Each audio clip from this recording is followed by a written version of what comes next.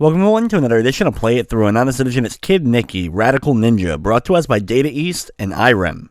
Kid Niki was the first in the wonderful Yanchamaru series that featured a game on the Game Boy as well as two other games on the Nintendo Famicom. And this game is actually also based on an arcade game of the same name. In the game, we're going to be playing as the Radical Ninja himself, Kid Niki, battling through 8 different rounds filled with enemies and bosses, and saving a princess along the way. So here we go with Kid Niki, Radical Ninja for the NES. Not much of a story. At the very beginning, we get to see a little bird kind of fly by and drop down, giving a note to Kid Niki before he jumps through the wall in front of him, and we move on to round 1. You can see that the sprites are actually quite large in Kid Niki, and the character himself moves rather slowly, but this works well for the game's overall action. This is one of those arcade-style games where you can only take one hit, and you use a unique spinning sword in order to take out enemies. A lot of times I'll do my best to avoid even battling enemies by trying to outrun them, though sometimes I will have to, of course, do a little bit of attacking. Though it seems like jumping your way through levels may actually be a slight bit faster, but it's hard to tell. Most enemies in the game also go down with a single hit, so everything is kind of fair and balanced. In the first level, you have only a couple of basic enemies, a few that will stay where they are, and then you'll have a bunch of them that are running directly at you. Near the very end, you'll be introduced to the red enemies that end up firing at you. For the boss, this giant guy, what you'll have to do is hit him in the face, and when you do so, your sword will actually be knocked away from you, and you'll have to go back and pick up the sword. Wait for your opportunity then to jump in close and smack him again in his cheeks in order to do more damage to him and knock him back a little bit. Every time you do this, go to the left side, pick up your sword, and keep repeating until the boss is taken care of and you can grab the item and move on to round 2.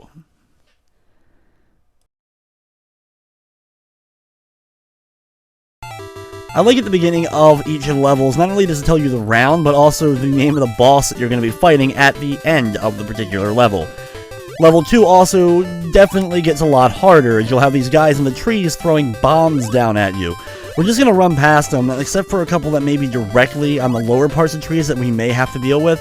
Other than that, you're not going to be able to hit the guys above you, so just keep on running. A lot of times the bombs will be thrown ahead of you, and just a slight jump will allow you to bypass the explosions. A little bit ways in, you'll be introduced to some of the flying guys, including these birds that rotate in circle patterns as they fly across the top of the screen. As long as you don't jump directly into them, you shouldn't have any problem getting past them. The hit detection is a little bit weak on them, so sometimes you can actually jump through the back of them. It may look like their legs are hitting you, but you actually are able to just keep on moving. For this boss, watch out for his giant mace ball that he swings. Jump behind him and then deliver an attack. Just like with the previous boss, your sword will be knocked away, so you'll have to run and grab it, then jump over him again, once again just completely avoiding the mace ball in order to keep hitting him a couple of times, and he will be gone and you can move on to round 3.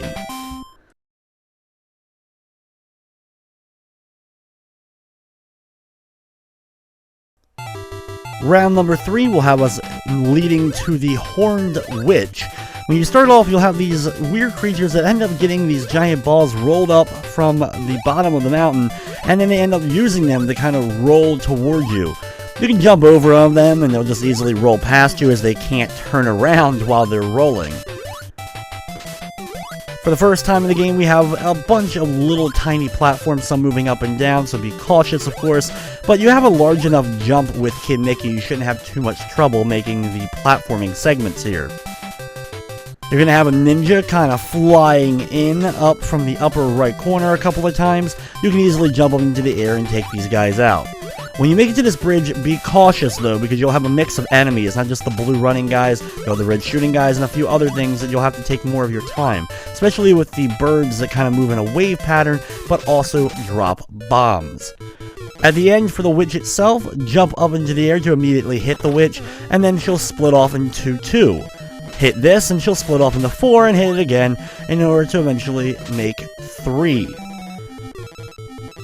All you have to do is keep hitting each of these several times, and eventually she will go down. It's a lot of stuff on screen at once, so take out one, split that up, then hit the other, split that up, and then just go alternating. That way they don't kind of bunch up on you and are able to get that hit. Though that's easily the toughest boss we've had to deal with so far in the game.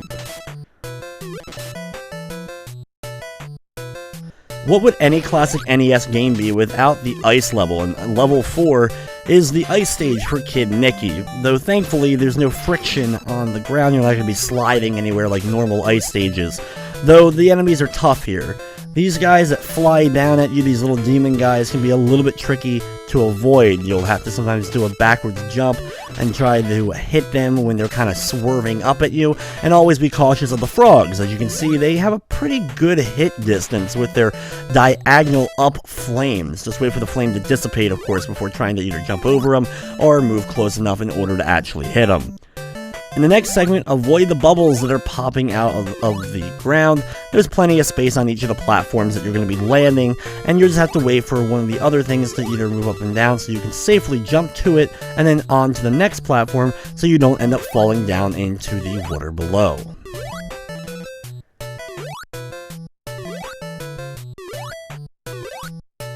After the platforming segments, it's time for the boss fight. This is a weird bug-like dragon that pops out of the ground, and every time you end up hitting it, you can see that pieces of it disappear, revealing the bones underneath. And it's kind of creepy, but pretty cool at the same time. Every time you deliver a hit, another segment of it will disappear. Be very careful, though, that you don't end up getting hit by it as it's popping out of the ground and heading up towards the sky. When it gets low on health, you'll have to take out the back of it here, and you can see it moves in a different pattern. Still a very easy to detect pattern. You only have to deliver a couple more hits at that point before being able to move on to round number 5.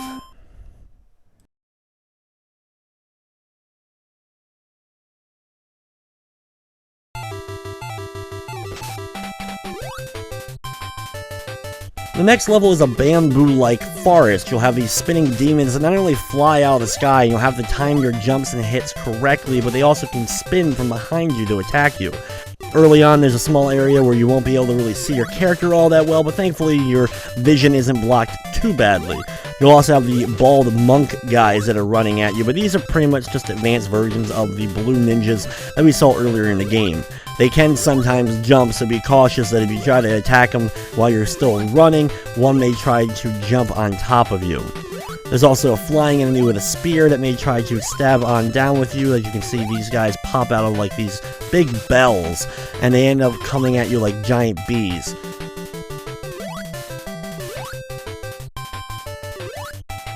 Gotta love the giant statue here in the background, and as soon as we get past it, another one of those bees are going to be trying to spear into us. But thankfully, after they end up trying to stab, they retract, so you'll have plenty of opportunity to hit them. The old guy of this battle, you'll end up hitting him, and then he ends up shouting, "Fool!" And as the Fool cloud flies overhead, it drops projectiles.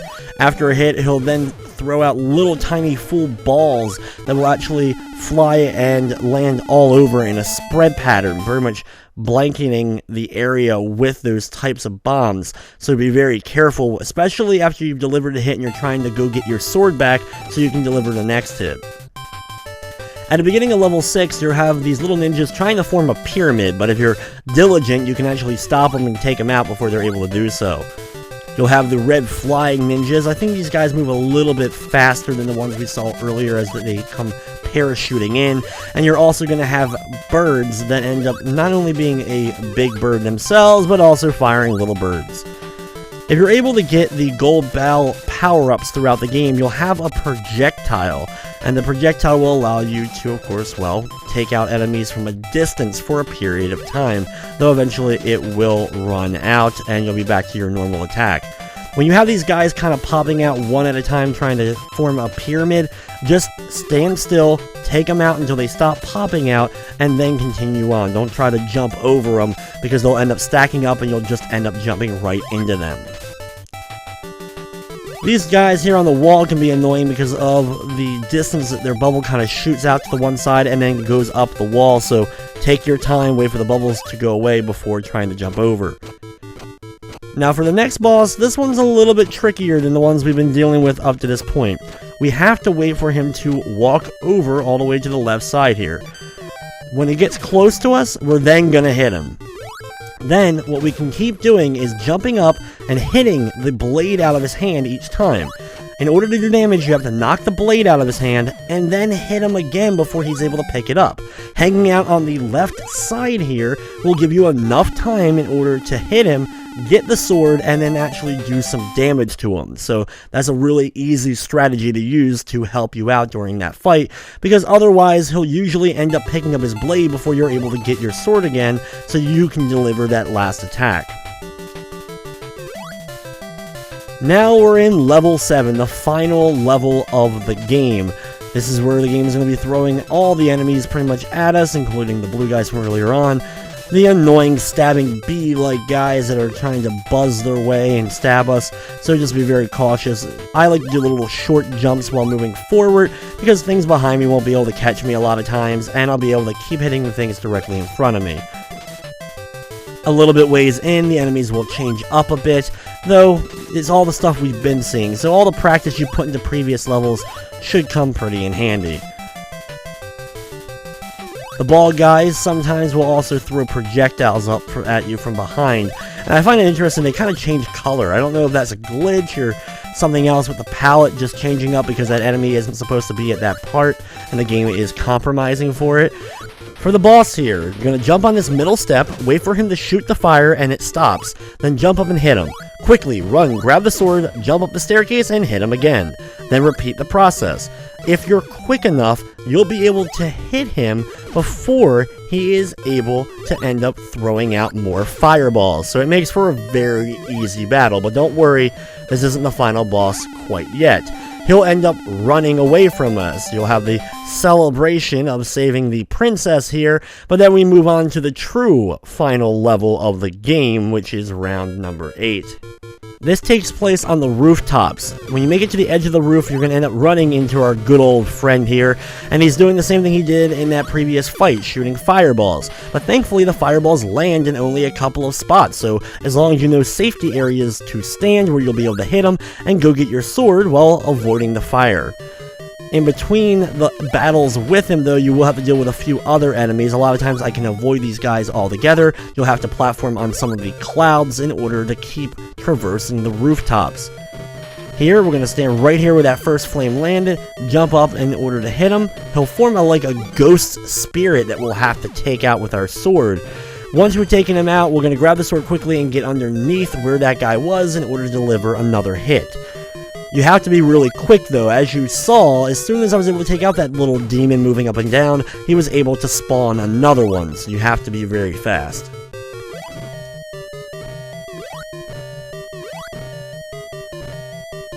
Be careful when you make it to the third part here, because you're going to have bubbles coming up. Jump onto the cloud in order to deliver the hit. If you're quick though here, you can avoid any of his other projectiles. I'm not even sure if he really fires out there, as the bubbles are troublesome enough.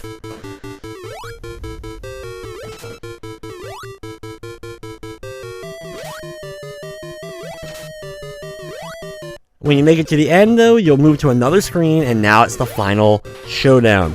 He ends up forming, and then he'll end up shooting fireballs, but if you get too close, he'll end up turning into the demon form and just fly away. Chase him until you're able to hit him, grab the sword, and deliver one more hit before he's able to get the fireballs out, and you can sit back and enjoy the ending to Kid Niki.